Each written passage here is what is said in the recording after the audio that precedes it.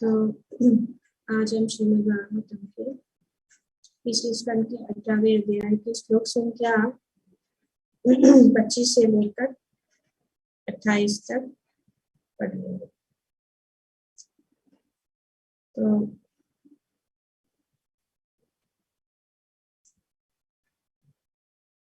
ब्रह्मा जी ने देखा कि भगवान जो है इस असुर हिरण्याक्ष के साथ खिलवाड़ कर रहे हैं और आनंद ले रहे हैं, तो वे सब चिंतित हो गए। वे चिंतित हो गए और देवता भी सब चिंतित हो गए कि ये जो राक्षस है वो बहुत ही खतरनाक है। तो इसलिए उन्होंने कहा कि ये सत तुल्य असुर से खेल करने की आवश्यकता, आप इनसे खेल मत कीजिए क्योंकि अंत में वो असुर है और वो कुछ भी कर सकता है, क्योंकि यह सदैव मायावी कर्तव्य में दक्ष तथा बाज, साथ ही निरंकुश एवं अत्यधिक दुष्ट है। तो ब्रह्मा जी भगवान को इस प्रकार से कह रहे हैं कि आप उनसे खिलवाड़ मत कीजिए, ये बहुत ही जो है सर्पतुल्य असुर है, विष भरा सर्प, और वो कभी भी धस सकता है। और वो क्या है, मायावी। तो इसीलिए वे भगवान से प्रार्थना करते हैं, संबोधित करते हैं कि हे भगवान, आप अच्युत, आप जो है कभी भी गिर नहीं सकते, आपका जो कार्य है उससे आप कभी भी जो है फेल नहीं हो सकते। तो इसीलिए यहाँ पे बताया जा रहा है कि आप कृपया करके इस पापी असुर को इसके पूर्व की आसुरी घड़ी आए और यह अपने अनुकूल दूसरा भयंकर शरीर धारण कर सके, आप इसका वध कर दीजिए।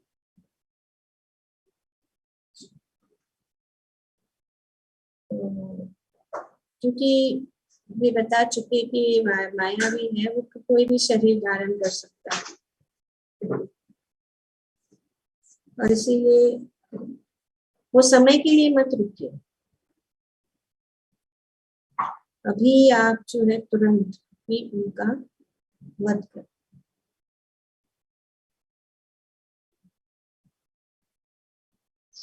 निस्संदेह आप इसे अपनी अंतरंगा शक्ति से मार सकते हैं। तो भगवान को यहाँ ब्रह्मा जी कह रहे हैं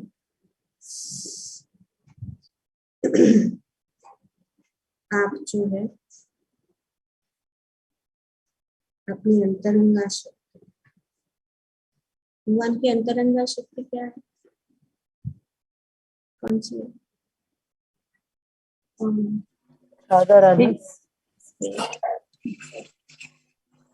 रागिनी नो माता जी. Yes.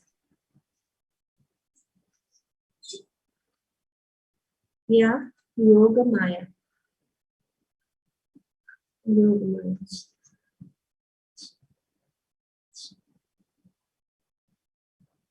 तो भगवान की दो शक्तियां हैं, एक महामाया और एक योग माया. आध्यात्मिक जगत में भी माया है, लेकिन वो योग माया, और वो योग माया क्या है? भगवान की आध्यात्मिक.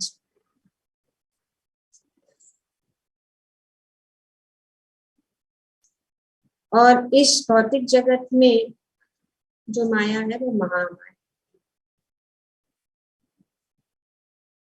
ये महामाया जो है, वे जो है दूषित प्रतिबिंब है. दूषित प्रतिबिंब, जैसे कि एक वृक्ष और वृक्ष की परछाई. Substance and shadow. उसकी शक्ति है वो योग माया है, जो आध्यात्मिक शक्ति है, आध्यात्मिक जगत में है. और वे जो है हमेशा के लिए शाश्वत. और ये भौतिक जगत में जो माया है क्या है? प्रतिबिंब. ये आध्यात्मिक योग माया, जैसे कि भगवत गीता में जो है भगवान वर्णन करते हैं. भगवत गीता के 15वें अध्याय में भगवान ये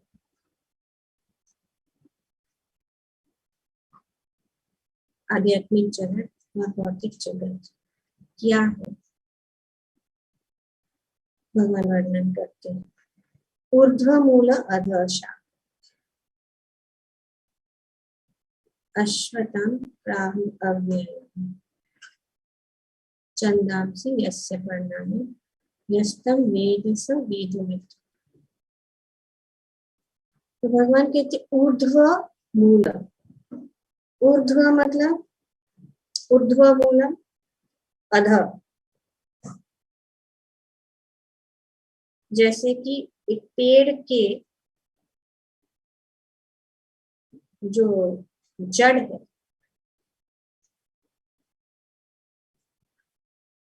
ये आध्यात्म, ये जो जगत है, भगवान बताते हैं कि एक ये जो पेड़ है, एक अश्वत्थ का पेड़ है, जिसकी शाखाएं, शाखा मतलब ब्रांच, जिनकी शाखाएं नीचे और जड़ कहाँ पे? ऊपर. ऐसा हो सकता है? कोई पेड़ देखा ऐसा जिसकी जड़ें ऊपर है? और शायद अभी दिखता है. अभी कुछ दिन पहले हम यहाँ से ही गोकुलधाम के सिग्नल पे एक बड़ा पेड़ गिर गया. उसको बहुत ही आश्चर्य, इतना विशाल पेड़ गिर गया.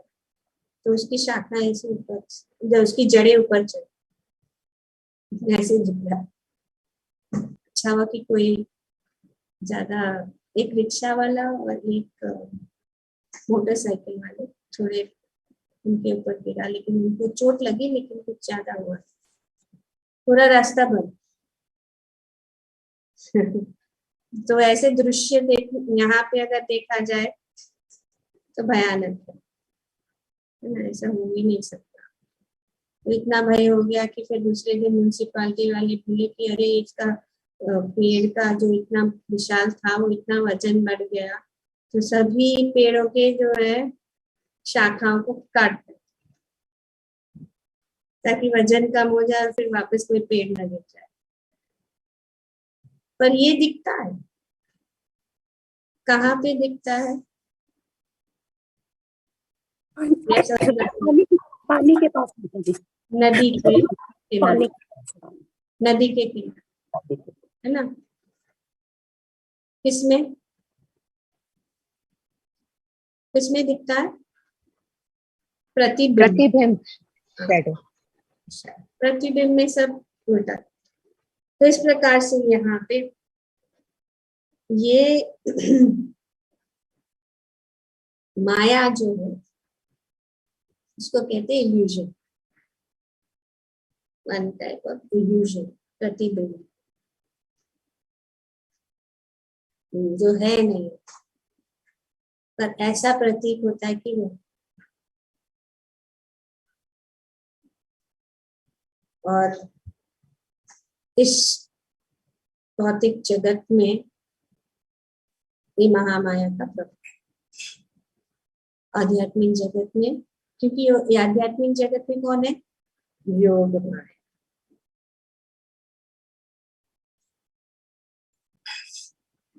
तो इसीलिए ये, क्योंकि भौतिक जगत में है तो भौतिक जगत में क्षणिक,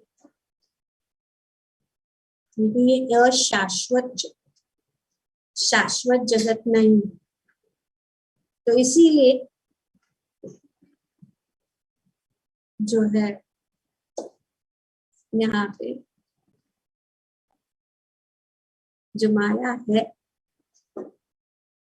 इसके पीछे भागने से कुछ नहीं हाथ में आता। जैसे कि प्रतिबिंब में अगर हम पेड़ को पकड़ने की कोशिश करें, पेड़ में प्रतिबिंब में सब कुछ वैसे का वैसा दिखता है, पत्ते हैं, डालियां हैं, फल है, फूल है, आम का पेड़, सुंदर सुंदर आम है, और कोई जो अज्ञानी है वो सोचेंगे कि आम है, वो पकड़ने की कोशिश करेगा, हाथ में नहीं आता। तो ये जो बताया जा रहा है यहाँ पे,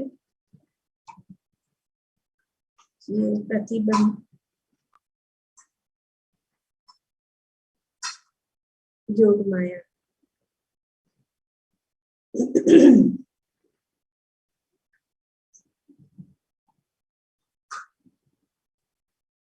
तो इसीलिए यहाँ पे अंतरंगा शक्ति का जो वर्णन किया गया है, भगवान जो है माया को छूते नहीं है, ना ही माया के साथ उनका कोई संपर्क है, ना स्पर्श।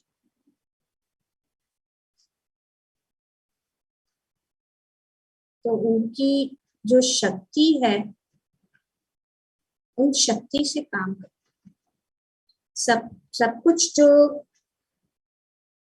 हम देखते हैं, जब भगवान असुरों का भी वध करते हैं तो ये जो है ये योग माया शक्ति।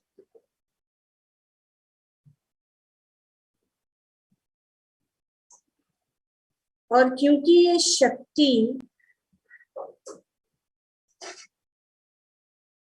किसी को दिखती नहीं, एक आवरण, तो असुर लोग जो है उनको नहीं समझ सकते। तो इसीलिए ब्रह्मा जी यहाँ पे याद दिला रहे कि आप जो है उनको, आप पहले तो आप अच्युत है और आप अपनी अंतरंगा शक्ति से उनको मार सकते, तो आप ये कार्य कर दीजिए। हे भगवान, संसार को आच्छादित करने वाली अत्यंत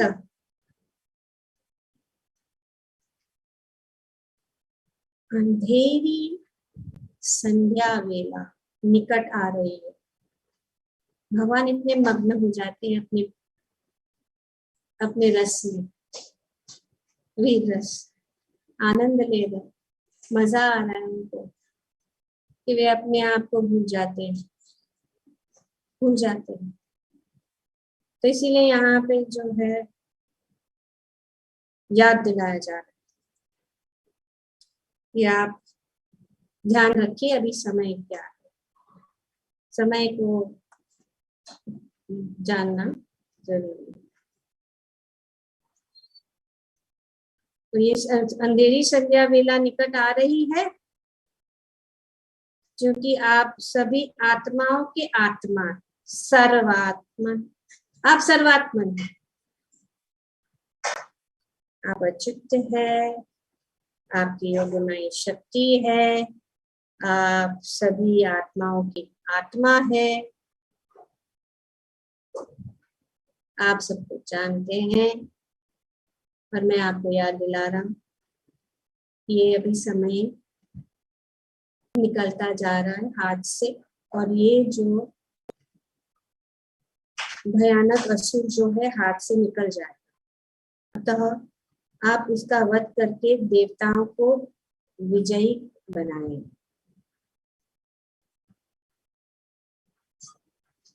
देवता भी भगवान के ऊपर आश्रित है और वे जो है भगवान की शरणागत है।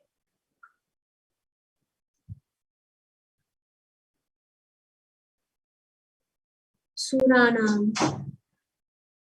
सूरानाम मतलब देवता, असुर सुर,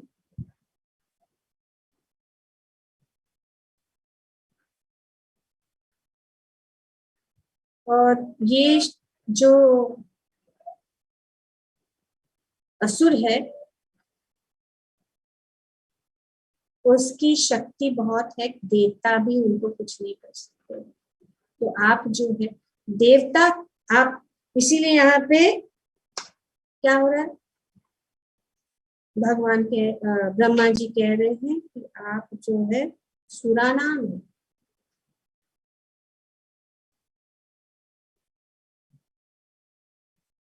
आप ही उनको विजयी विजयी बना सकते इस असुर को वध कर।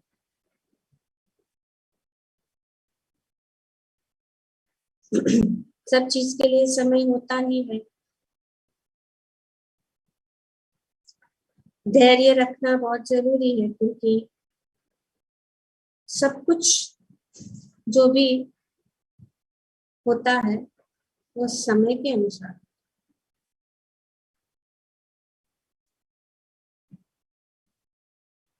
तो ब्रह्मा जी यहाँ पे याद दिला रहे कि विजय के लिए आप देवताओं को विजय दिला सकते हैं और अब विजय के लिए समय, विजय के लिए सर्वाधिक उपयुक्त अभिजीत नामक शुभ मुहूर्त घड़ी का योग दोपहर से हो चुका है और अब बीतने ही वाला। तो दोपहर को आफ्टरनून।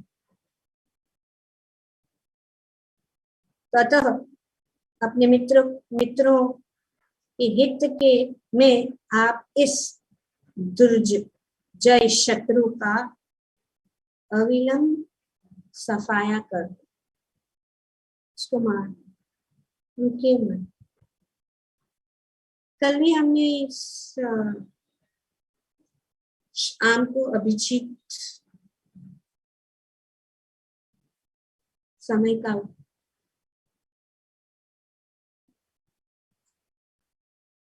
ये विषय में पढ़ा था, या कल शाम को क्या पढ़ा था, किसी को याद है? यस माता जी, मुझे याद है। यस वंदना माता जी, बोलो। जो जब वो लोग लड़ाई के लिए जा रहे थे ना, सुग्रीव वगैरह, तो तब कुछ लक्षण बताए गए थे, जैसे उसकी बाएं हाथ आंख फड़क रही थी, और अभिजीत मुहूर्त था, जो कि उस अभिजीत मुहूर्त में जो भी कार्य शुरू करते हैं उसमें विजय प्राप्त होती है। तो ज्यादातर सेना को प्रोसीड अभिजीत मुहूर्त नहीं करते हैं। हाँ, तो अभिजीत मुहूर्त विजय दिलाने वाली मुहूर्त। तो इसीलिए श्री राम ने, शाम को जब हम रामायण पढ़ रहे थे, उसमें भी श्री राम ने सुग्रीव को आदेश दिया, ये शुभ मुहूर्त है, आप अपनी सेना को जो है रवाना करो, सीता को वापस लाने को जी, और रावण का वध करने के लिए। तो यहाँ पे भी हिरण्याक्ष का वध करने के लिए ब्रह्मा जी जो है भगवान से कह रहे, ये शुभ घड़ी है, विजयी हो।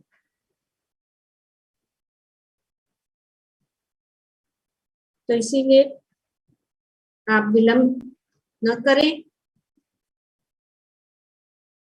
और उनका सफाया कर।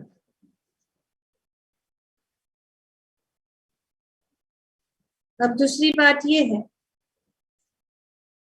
कि हमारा सौभाग्य, सौभाग्य से यह असुर स्वेच्छा से आपके पास आया, अभी स्वेच्छा से यहाँ पे ब्रह्मा जी को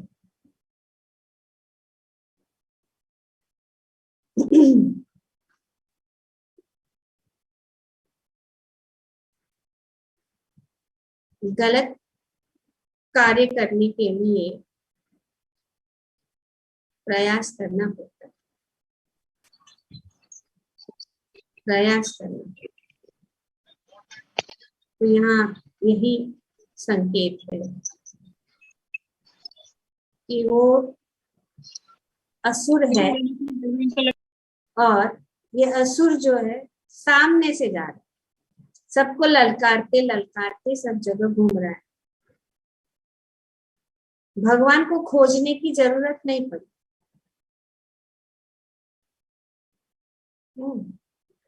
खोजने की जरूरत नहीं पड़ी, बैठे बैठे सामने आ गया, तो ये हमारा सौभाग्य है। ब्रह्मा जी कह रहे भगवान, सौभाग्य से यह असुर स्वेच्छा से आपके पास आया है, और आपके द्वारा ही इसकी मृत्यु निहित है। आप ही हैं जो उनका वध कर सकते, उनका वध आपके हाथों से ही लिखा हुआ है।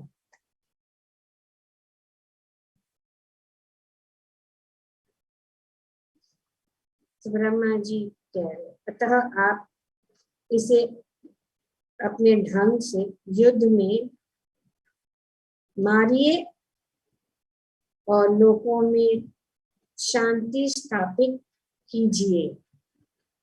ब्रह्मा जी कह रहे, किंतु ताकि वातावरण जो है फिर से शांत हो।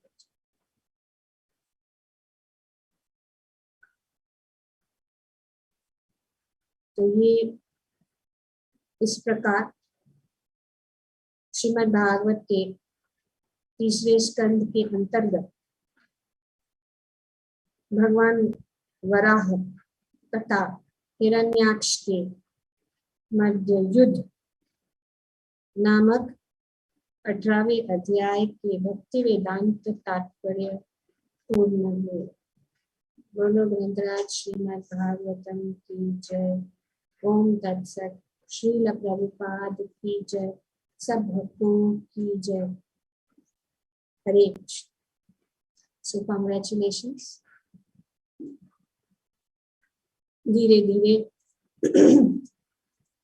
छोटे छोटे कदम लेते लेते हम आगे बढ़े रहे, और आगे बढ़ते जरूर, साथ साथ।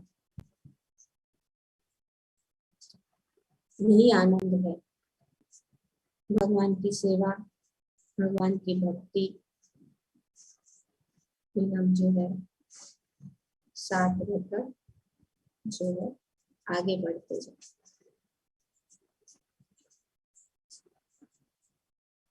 ठीक है।